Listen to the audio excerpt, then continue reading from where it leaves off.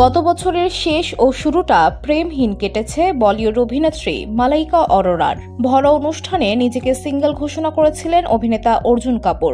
একদিকে যখন মালাইকার প্রেম ভেঙেছে, সেই সময় সাবেক জা সীমা সাজদেহের জীবনে এসেছে বসন্তের ছোঁয়া।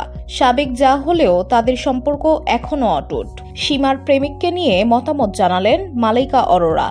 দুজনেই ছিলেন একদাগ খান পরিবারের বউ। মালাইকা ছিলেন আরবাজ খানের স্ত্রী এবং সীমা সাজদে ছিলেন সালমানের ছোট ভাই সোহেল খানের স্ত্রী। ধুলো, ময়লা ও ক্ষতিকর ধূলিকণা থেকে নিমিষেই মুক্তি দেয় চৌধুরী এয়ার পিউরিফায়ার।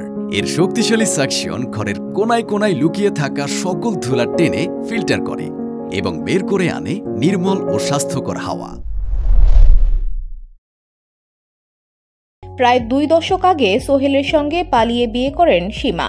যদিও মালাইকার বিবাহ বিচ্ছেদের বছর দুয়েকের মধ্যে বিচ্ছেদ হয় সীমা সোহেলেরও। পুরনো সম্পর্কের নাম না থাকলেও একে অপরের প্রায় বোন হয়ে থেকে গেছেন তারা। সম্প্রতি আদর জৈন ও আলেখা আদভানির বিয়েতে প্রেমিক বিক্রম আহুজাকে নিয়ে হাজির হন সীমা। লাল শাড়িতে হাজির হন সীমা। দূরে দাঁড়িয়ে তার জন্য অপেক্ষারত বিক্রম। সেই মুহূর্ত ফ্রেমবন্দি হয় ফটো সাংবাদিকদের ক্যামেরায়। এই ভিডিও দেখেই তৎক্ষণাৎ ভালোবাসা পাঠান মালাইকা। সাবেক জায়ের জীবনে নতুন প্রেম দেখে আনন্দিত অভিনেত্রী।